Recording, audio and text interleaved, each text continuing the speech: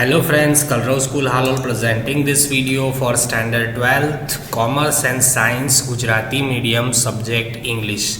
Friends, આજે આપણે language function વિશે ડિસ્કશન કરવાનું છે. લેંગ્વેજ ફંક્શનના જે ક્વેશ્ચન્સ છે એ ગ્રામર લેંગ્વેજ ઇંગ્લિશ લેંગ્વેજની અંદર ફંક્શન્સના જે ક્વેશ્ચન છે એ અલગ અલગ ક્વેશ્ચનની અંદર તમને પૂછવામાં આવે છે. એમાં ક્રમશઃ આપણે એક એક કરીને જે ફંક્શન છે એના વિશે ડિસ્કશન આપણે હવે સ્ટાર્ટ કરવાનું છે. તો પહેલું જે છે એ શોઈંગ રિઝલ્ટ. બરાબર, શોઈંગ રિઝલ્ટનો મતલબ શું થાય? રિઝલ્ટ શબ્દ જે છે એ સામાન્ય રીતે આપણે સમજીએ છીએ કે કોઈ પણ પરિણામ દર્શાવવા માટે વપરાવામાં આવે છે. બરાબર છે. તો આ ફંક્શનનો ઉપયોગ કોઈપણ ઘટનાનું પરિણામ દર્શાવવા માટે થાય છે. શોઈંગ રિઝલ્ટ એટલે આ ફંક્શનનો ઉપયોગ કોઈપણ ઘટનાનું પરિણામ બતાવવા માટે થાય છે. હવે અહીંયા અમુક શબ્દો આપવામાં આવ્યા છે, જેવી રીતના TOO2, TO2, enough to, so that, સચ ધેટ. આ પ્રકારના જે શબ્દો છે એવી વાક્ય રચના દ્વારા આપણે આ જે ફંક્શન છે એનો ઉપયોગ કરી શકીએ છીએ. બરાબર છે. અહીંયા તમને અલગ અલગ જે વાક્ય રચના આપવામાં આવી છે, આ વાક્ય રચના હું તમને સમજાવું તો અહીંયા ટુના ઉપયોગની અંદર તમે કેવી રીતના TOO2 અને TO2, બરાબર, આ બંનેના ઉપયોગ દ્વારા તમે કેવી રીતના શોઈંગ ફંક્શન બતાવી શકો છો. તો એમાં એડજેક્ટિવ આવે, કાં તો એડવર્બ આવી શકે, ક્રિયાપદનું મૂળ રૂપ આવે. દરેકમાં તમે જોશો કે ક્રિયાપદ જે છે એ એના મૂળ રૂપમાં બતાવવામાં આવે છે. ઉદાહરણ તમને જોઈએ કે I was too absorbed in my work to hear the doorbell. Okay, તો હું એટલો બધો વ્યસ્ત હતો મારા કામમાં કે હું એટલો બધો વ્યસ્ત હતો કે હું ડોરબેલને સાંભળી શક્યો નહીં. Your clothes R being enough to fit મી. જો અહીંયા ઇનફ, બરાબર, ઇનફ શબ્દ દ્વારા અહીંયા વર્ણન કરવામાં આવ્યું છે. ઇનફ શબ્દ દ્વારા જે છે એ તમને વાક્ય બનાવવામાં આવ્યું છે. આ બધી વસ્તુ શું બતાવે છે? તો કે પરિણામ બતાવે છે. Your clothes are enough to be fit me. Okay, તારા કપડાં એટલા બધા એવા છે કે મને ફિટ થઈ શકતા નથી, મને આવી શકતા નથી. The feminine was so clever that several people perished. પછી નેક્સ્ટ છે the monitor of the class asked such a foolish question for everybody laughed at him. પરિણામ બતાવે છે કે એને એવા ક્વેશ્ચન્સ પૂછ્યા કે બધા એની ઉપર હસવા લાગ્યા. It's too hot to move outside. બરાબર, એટલી બધી ગરમી છે કે બહાર જઈ શકાતું નથી. મિત્રો, આ પ્રકારના ફંક્શનનો ઉપયોગ કરીને આપણે અધૂરા વાક્યને, ઇનકમ્પ્લીટ વાક્ય હોય, તમને પરીક્ષાની અંદર એક વાક્ય આપેલું હશે જે ઇનકમ્પ્લીટ હશે અને બ્રેકેટની અંદર તમને એવું લખેલું હશે કે શોઈંગ રિઝલ્ટ. બરાબર, તમારે રિઝલ્ટ બતાવવાનું છે.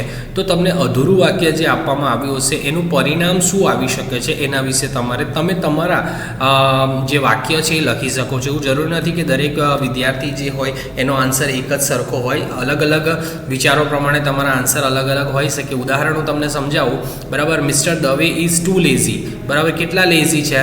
તો અહીંયા આન્સર શું આપ્યો છે? To complete the work. Too lazy to complete the work.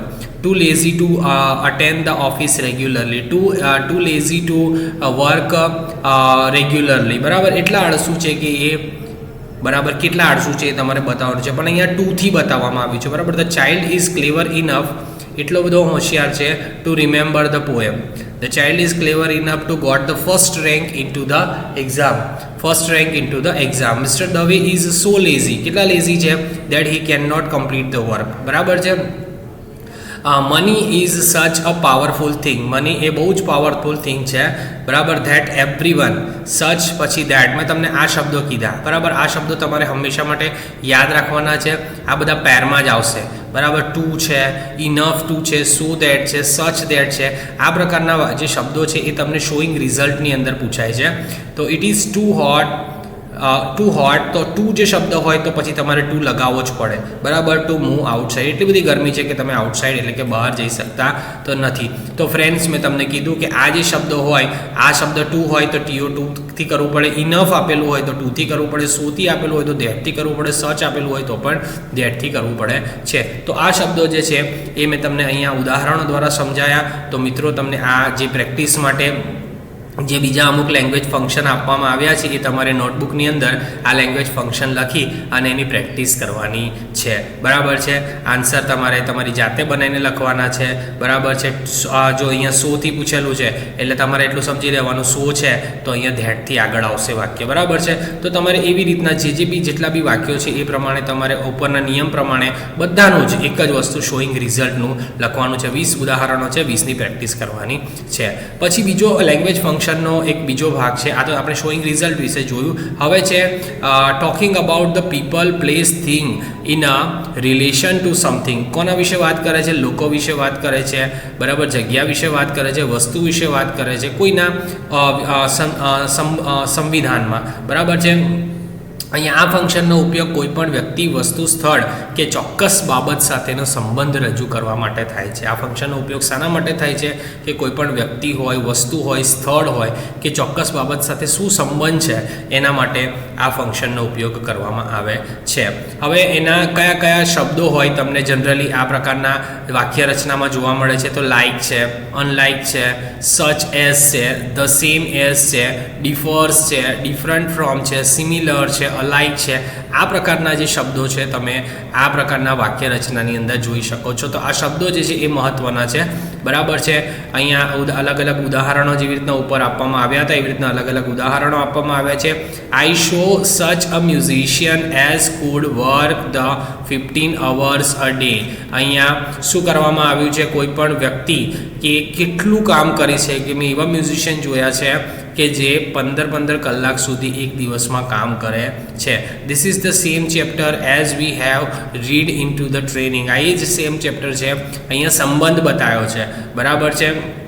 કે આ એ જ ચેપ્ટર છે કે જે ટ્રેનિંગની અંદર અમે વાંચ્યું હતું. BMW has almost the same feature as મસ્કેરેટ. તો આ કાર છે મસ્કેરેટી જે BMW જેટલા જ ફીચર એની પાસે છે, બરાબર છે. તો અહીંયા પણ સંબંધ બતાવ્યો છે. Like me sister I also learn German. Like my sister, મારી બેનની જેમ, આઈ ઓલ્સો લર્ન જર્મન, હું પણ જર્મન શીખું છું, બરાબર.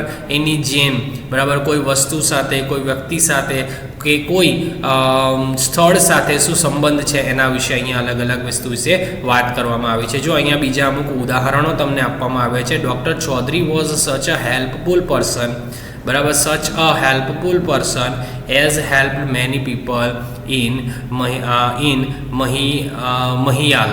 એ મહિયાલમાં ઘણા લોકોની મદદ કરે છે. Internet is such a useful, બરાબર. હવે અધૂરું વાક્ય છોડી દેવામાં આવે અને બ્રેકેટમાં લખવામાં આવે. તમને શું લખવામાં આવે? કે talking about the people, place or thing in relation to something. In relation to something તો તમારે આ રીતના વાક્ય પૂર્ણ કરવાનું હોય કે tool that we can get a lot of knowledge, બરાબર છે. Audi R8 has almost the same, બરાબર છે, ફીચર્સ ઓફ ધ કોઈ પણ કારને લો.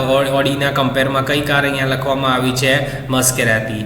આઈ ઓલ્સો, હવે અહીંયા શું કહે છે કે લાઇક માય કઝિન, મારા કઝિનની જેમ હું પણ શું બોલું છું? આઈ ઓલ્સો લર્ન જર્મન, હું પણ જર્મન શીખું છું. The quality of the Japanese product is quite different, બરાબર. કોનાથી ડિફરન્ટ છે? From the qualities of the Chinese product, બરાબર. ક્વાઇટ ડિફરન્ટ એટલે થોડીક ડિફરન્ટ છે.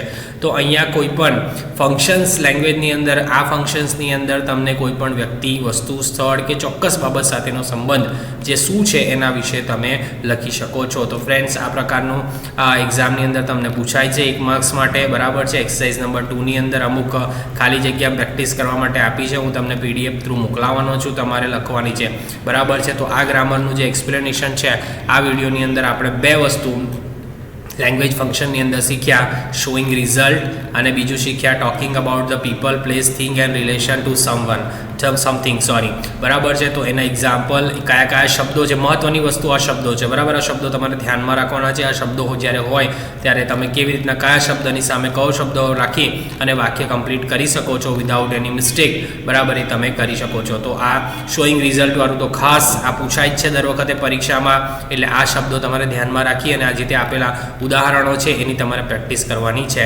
બરાબર. આ PDF હું તમને મોકલાવવાનો છું, તે તમારે તમારી નોટબુકની અંદર લખી રાખવાની છે અને આ ઉદાહરણો જે છે એને પણ આન્સર સાથે તમારે તમારી નોટબુકમાં લખવાનું છે. આપણે નેક્સ્ટ હવે પછીના વિડીયોની અંદર લેંગ્વેજ ફંક્શનના બીજા અમુક જે શબ્દો છે, જે બીજા જે ફંક્શન્સ છે એના વિશે ચર્ચા કરીશું. Okay friends, by.